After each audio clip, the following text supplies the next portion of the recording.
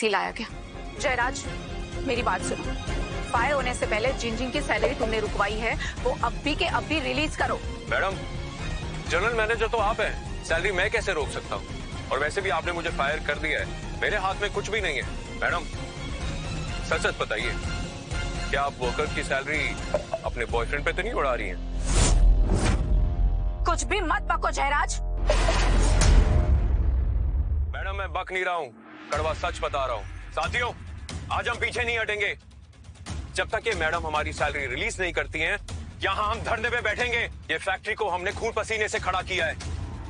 ये मैडम हमारा हक ऐसे नहीं मार सकती हैं। हमारी मांगे पूरी करो, पगार हमारा हक है। हमारी मांगे पूरी करो, पगार हमारा हक है। रुको, तुम लोगों को ये हड़ताल करने का आइडिया इस जयराज ने दिया है ना? मैंने तो बस इनको इनका हक याद दिलाया है। और रोहन, ये करतूतें तेरी है ना? आज तेरा सच इन सबके सामने आके रहेगा।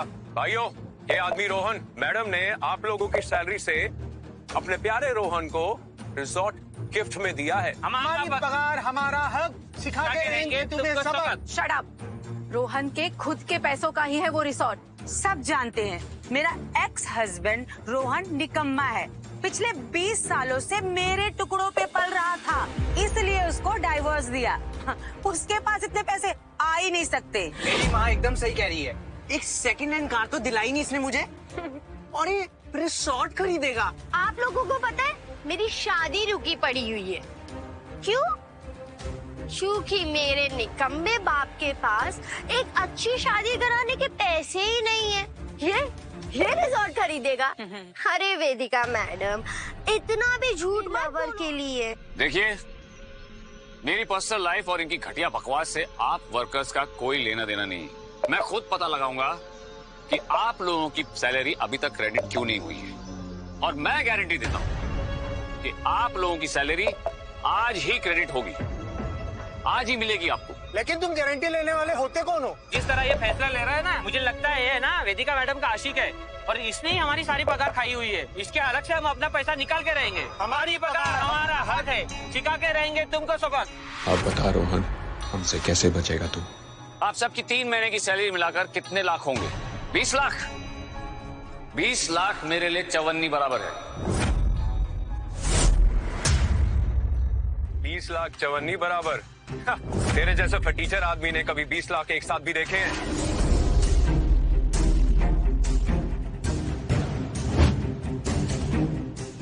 जिस जयराज के कहने पर आप लोग हड़ताल कर रहे हो ना, देख लीजिए उसके अकाउंट में हमारी कॉम्पिटिटर कंपनी से कितने पैसे आ रहे हैं।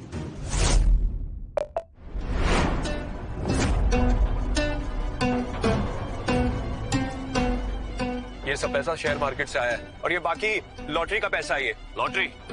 अच्छा, क्या सबूत है तुम्हारे पास कि ये लॉटरी का पैसा है?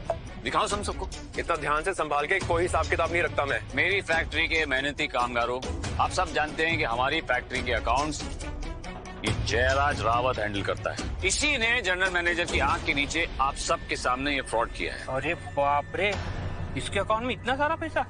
ये तो सीए है ना? सीए के अकाउंट में इतना ज्यादा पैसा? ये हमें ना आगे करके फैक्ट्री के खिलाफ फटका रहा था। हम इसके चक्कर में आएंगे तो हमारी नौकरी भी जाएगी और बीवी बच्चे भूखे मरेंगे। हमारे पगार रोक के रखी है। ओए ओए, रुको रुको, रुको रुको रुको, रुको रुको। हाँ, मुझे फैक्ट्री से पैसा यहाँ वहाँ करना पड़ा, पर असल वजह पता क्या थी? मैं बताता हूँ। ये तीनों जी, ये औरत मुझे खुद पे पैसे उड़ाने को कहती थी। इसे महंगे महंगे कपड़े चाहिए थे। इसका बेटा और बेटी मेरे पैसे में तो ऐश कर रहे हैं, तो इन्हीं की वजह से मुझे अपने हाथ गंदे करने पड़ गए, बस, और कोई कारण नहीं था। झूठ झूठ झूठ, कितना बड़ा झूठा है ये। पहले कहता था रिजॉर्ट इसका है, और अब कहता है हम पे पैसे खर्च किए और सारे वर्कर्स के पैसे खा गए। हे भगवान, कितने बड़े झूठे पर भरोसा किया मैंने। अब मैं क्या करूं? अब मैं क्या करूं? झूठा झूठा। हाँ, ये सच है, इसने हम पे पैसा उड़ाया, पर वो मात्र लाख 2 सैलरी रोक के रखी हुई है। मेरा बाप बनेगा तू? हाँ, मेरी शादी कराने चला था? साला धोखेबाज, फ्रॉड, ये एक नंबर का झूठा आदमी है।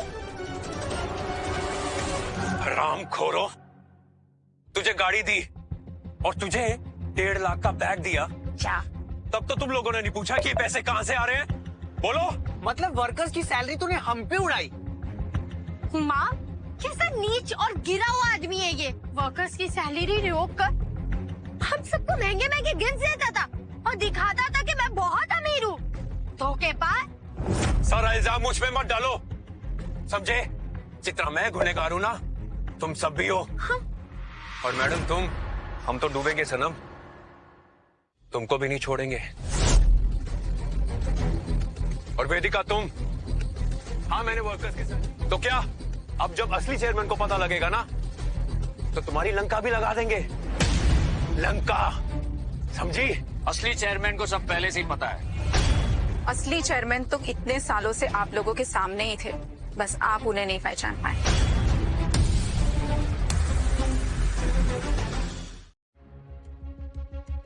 मेरे प्यारे साथियों, हमसे बहुत बड़ी गलती हो गई।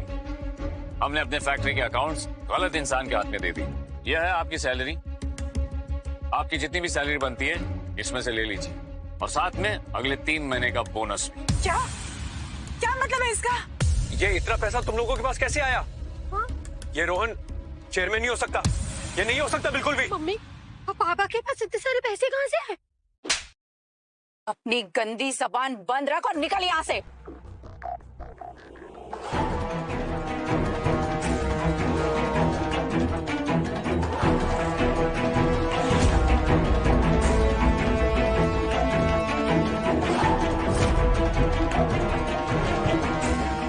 रोहन, अब इन तीनों का क्या करना है?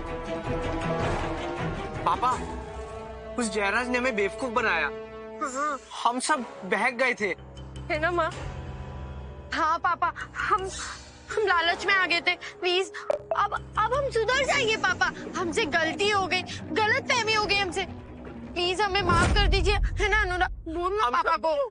सोनाक्षी, ये मेरी ही औलाद है ना? थू है ऐसी औलाद पर।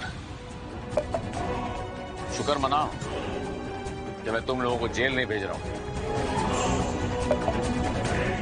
उठाकर बाहर फेंको इन लोगों को।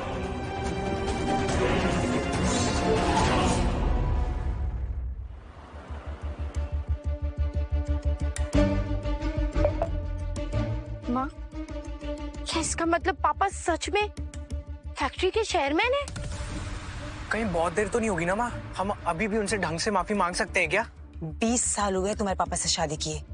20 साल से इस घर में वो आदमी नौकरों की तरह रहता है। अरे कभी तो पलट के जवाब देता। चेयरमैन ऐसे होते हैं क्या? बात तो सही है आपकी माँ। अगर मैं चेयरमैन होता तो मेरी बीवी मस्ती करती घर पे और बच्चे विदेश में। हाँ माँ, पापा 20 साल तक अपनी असली पहचान क्यों छुपाते भला? अच्छा, मानो या ना मानो, तुम्हारा बाप 1 नंबर का धोखेबाज और शातिर आदमी है।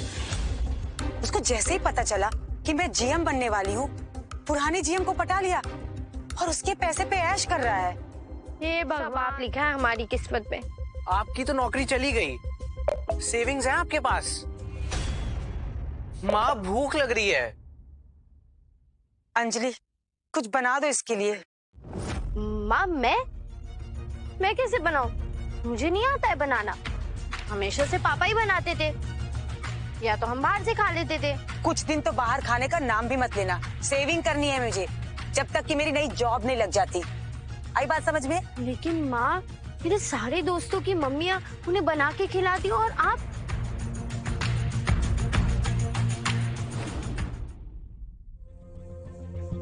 वैसे अनुराग, माँ क्या बना के खिलाने वाली है हमें? ये माँ, ये लो, खाओ। मैगी? ज्यादा मुंह मत बनाओ, ठीक है? इन्वेस्टर्स की मीट है, मुझे उसके लिए तैयारी करनी है। एक्सपीरियंस है। बहुत तेज बन रहा था ना तुम्हारा बाप। अब देखो अपनी माँ का जलवा।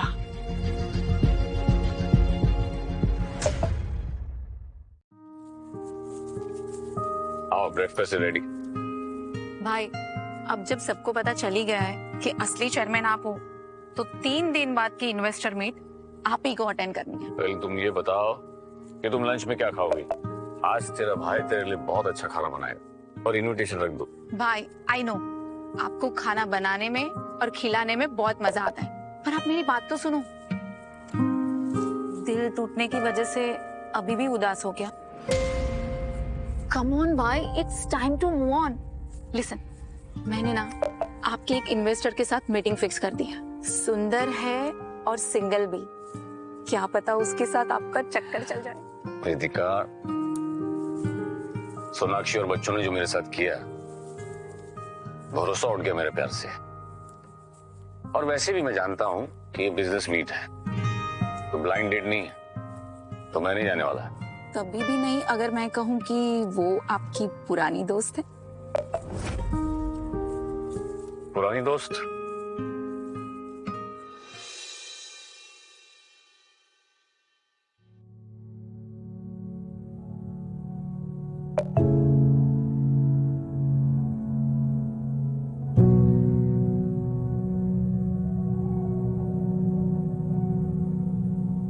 ये जानी पहचानी क्यों लग रही है?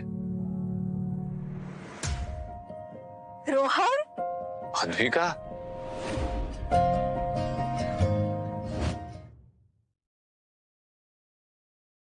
सरप्राइज हो गया ना मुझे देखकर?